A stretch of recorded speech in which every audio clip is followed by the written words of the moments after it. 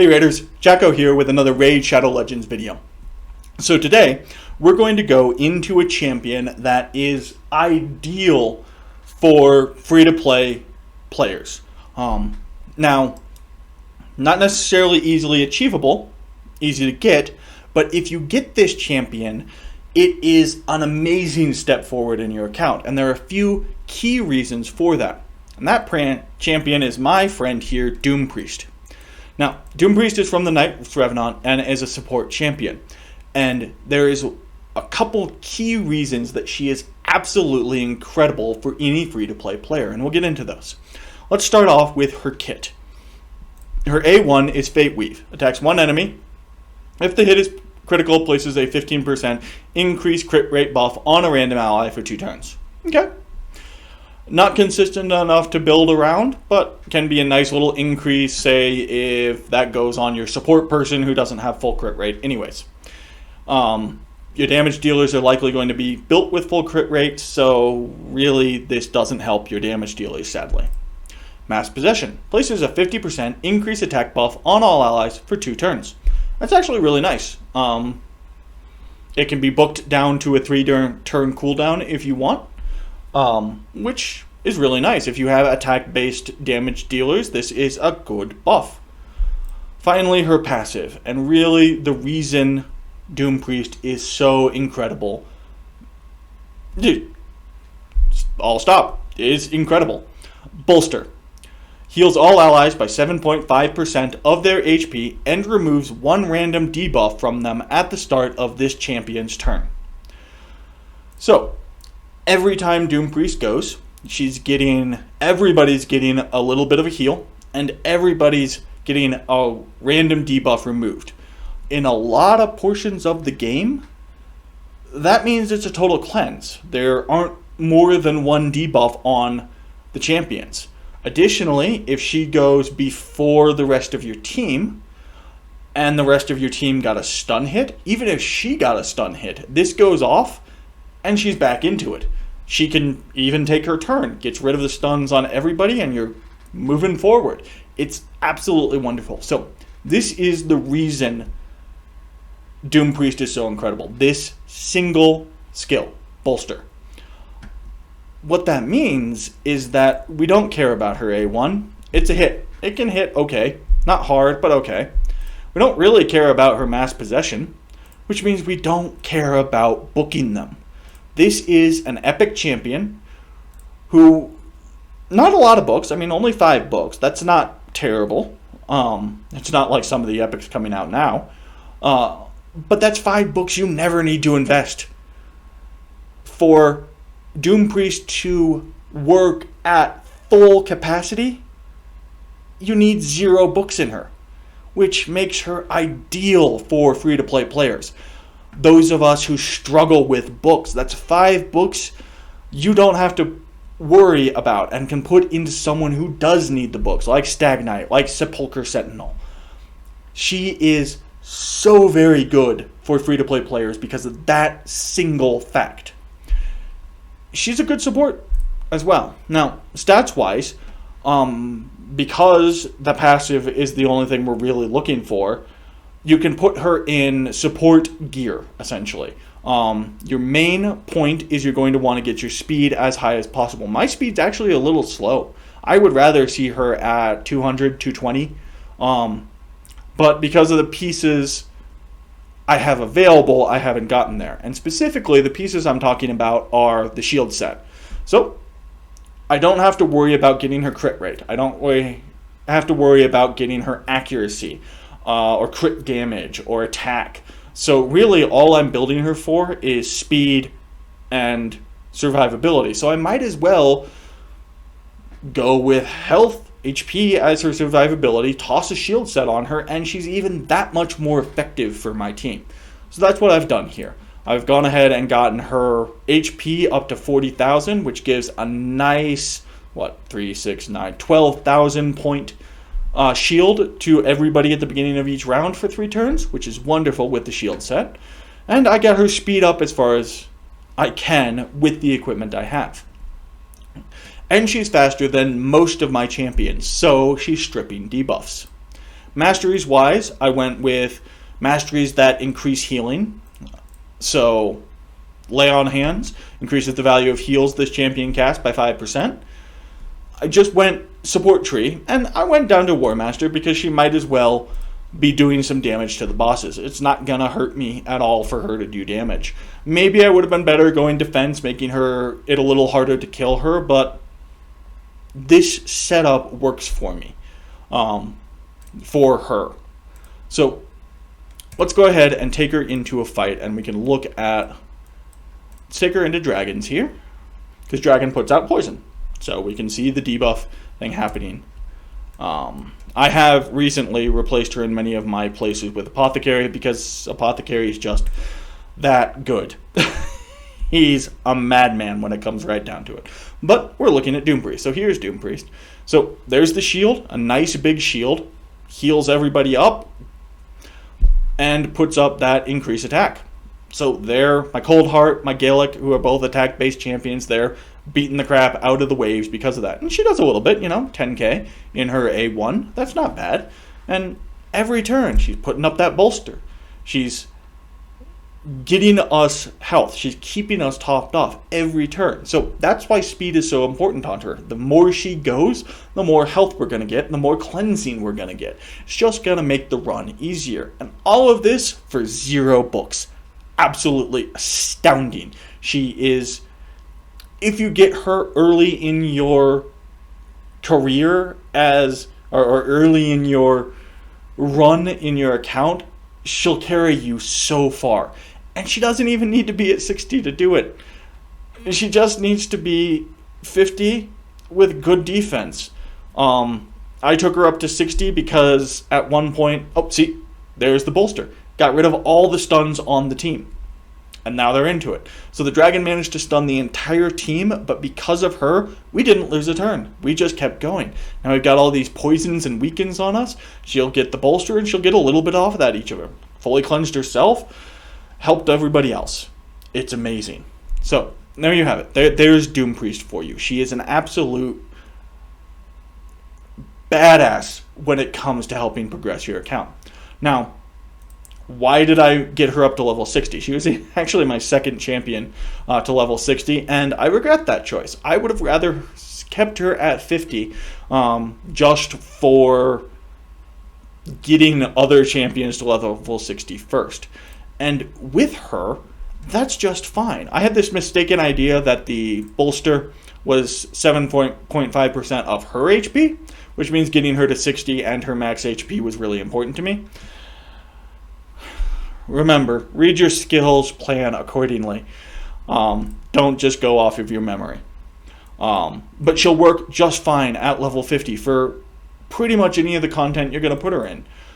She does not have to be at level 60, so you're saving resources there too. She is a budget epic champion, and she brings massive utility to you for being a budget legendary champion. So, let's take a look at her. She's a priest, as we said, but she's a priest that's actually wearing some decent armor. She's got good greaves, bit plain. She's got good knee protection, though it goes up the legs a little bit and is a little bit interesting there. As she bends her knees, that top piece is going to move a lot. But if she doesn't mind it rubbing against her leg, that's not a big deal. And it does give a little bit of protection. She's got a very obvious weak spot in her protection on the upper legs there. Both sides, really, this drape is likely going to not help with any blows that come in. It's got a very decorational belt there. It's really nice, very pretty. May provide a bit of defense for the hips. Now we come into really good armor. So take a look at the under armor here. I'm guessing what they were going for is scale mail. So she's essentially got a scale mail vest on, or a scale mail, given the way it overlaps here, you could call it a kimono.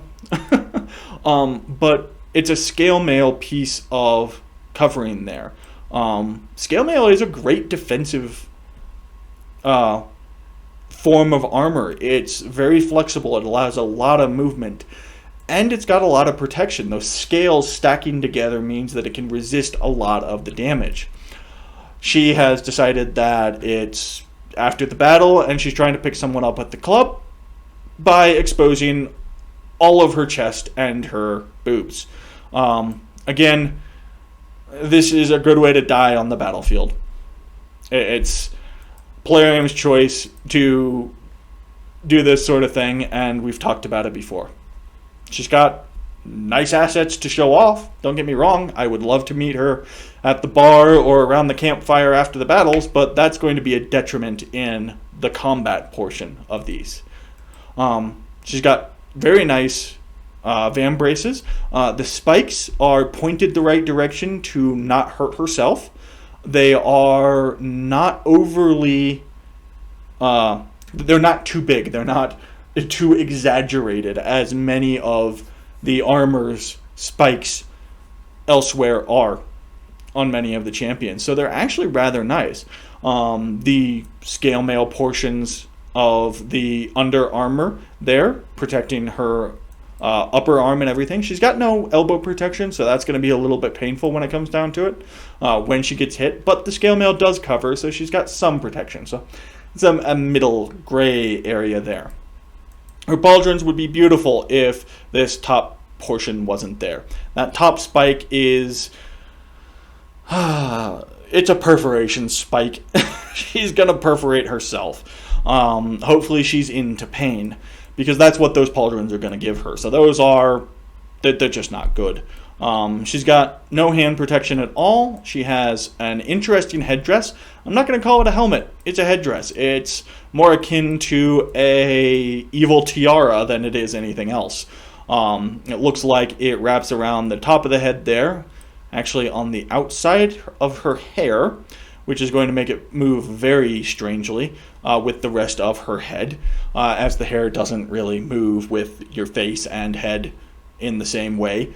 So it's going to move very interestingly. It's big enough that it's going to get in her way in a lot of situations. And these top wings, yeah, that move right there that she was just demonstrating, that's actually going to catch on those and tear her nice tiara right off. The strange thing is, given the protection on the back of the hair here, and the weight of the hair, I mean, that's a lot of hair. It's braided or in dreads, which means it's heavier than if it was free-flowing. And it's contained. That's actually going to be a ton of protection for the back of her head. It's going to cushion any blows that hits. It's going to deflect a lot of bladed weapons with the metal portions here.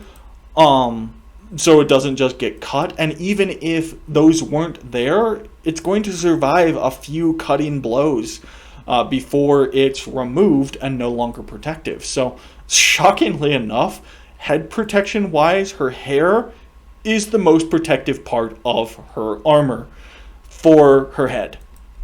Kind of ridiculous. Unlike many of the champions here, she's got a very nice gorget. It's articulated and goes all the way up to essentially the chin line. And it covers the top portion of her chest here. So that's really good. If she had covered her boobs and the middle of her chest, you know, where all those vital organs like your heart and lungs are, she would be in really good upper body armor. So given the state of her armor, the aesthetics, I'm going to give our Doompriest here a 3 gourd. Had she decided to protect her upper legs and the middle of her chest, the vital organs portion, well, all of the torso has vital organs, but you know, the heart and lungs area of her chest, she'd definitely be up there at a 4 to 5 gourd.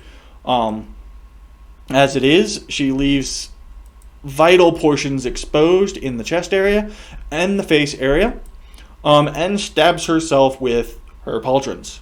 Not a great idea. Coming down to her weapon, she's got a variation on a flanged mace. It's 3 flanged, where most flanged maces are 4. They're cross-section. Very nice, looks very heavy. It even has stabby points, which would be an interesting idea to play with on a mace, being able to essentially thrust with the head of the mace. It would give you an extra set of moves to defeat your opponent with. That's really nice. If this spike on the back is sharpened, it even has a butt spike aspect, which can be used in really close quarters when you just need to stab them in the eye.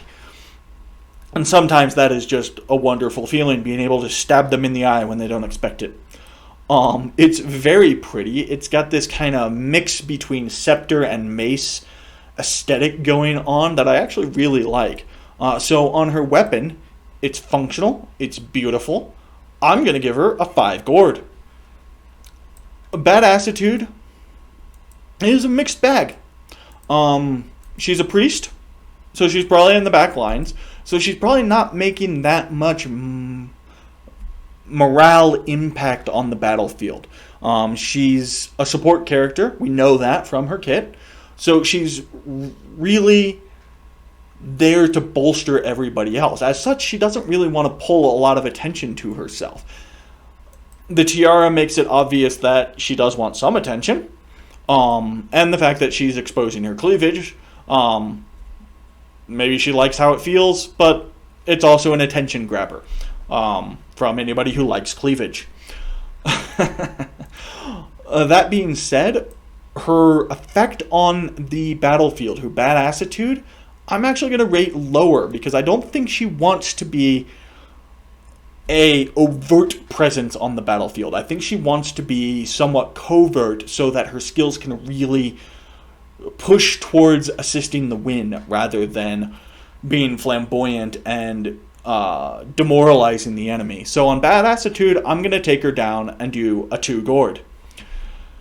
All in all, she's got a very interesting aesthetic. I really like the essentially the crossed garment here. The fact that it's not symmetrical gives it a very interesting feel to it. She's got a very nice cape that's actually attached underneath the shoulder points, which is a very Roman-esque kind of feel to it, having it attached to essentially the chest armor rather than up and around the neck. I really like that. I much prefer capes built that way if you're going into combat. If you're trying to let's learn how to talk, shall we? If you're trying to keep warm, you want it up around the neck so you can bundle up. But visually, she's very stunning. I really like it. And it's hard to tell if this is her face or a mask. If it's a mask, then it's a beautifully rendered mask. And gives an air of otherness, of alienness to her, which I like. All in all, overall aesthetic, I'm impressed with Doompriest. She's got some glaring flaws for a combat aspect, but aesthetically she is very pleasing to look at. She draws forth interesting emotions, interesting thought processes about her. Her armor, her clothes, her outfit tell a story about her. So in that regard, I'm going to go ahead and give her an overall aesthetic of 4 gourds. So there you have it. If you're lucky enough to pull Doompriest as one of your epics, and even as a free-to-play player, you're going to be pulling epics a lot, and she's not a void epic, so it's going to be a little bit easier to pull her. She's a force.